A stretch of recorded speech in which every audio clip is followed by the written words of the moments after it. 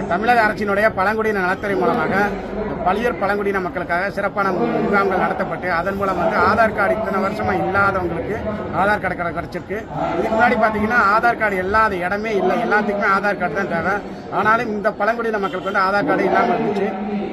தமிழக அரசினுடைய பழங்குடியின நலத்துறை மூலமாக சிறப்பான முயற்சிகள் மேற்கொள்ளப்பட்டு ஆதார் கார்டு கிடைச்சிருக்கு. இந்த ஆதார் கார்டு கிடைச்ச குடும்ப அட்டை பெற முடியாமல் சில பேர் இருந்தாங்க.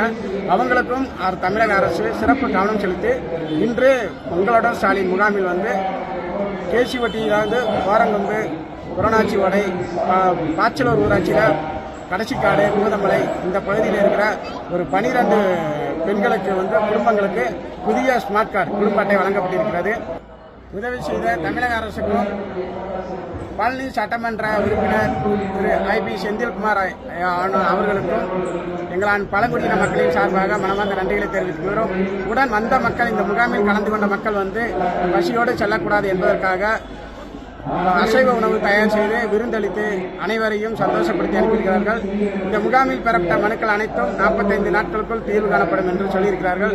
அந்த நம்பிக்கையோடு தமிழக அரசுக்கு மனமார்ந்த நன்றிகளை தெரிவித்துள்ளோம்.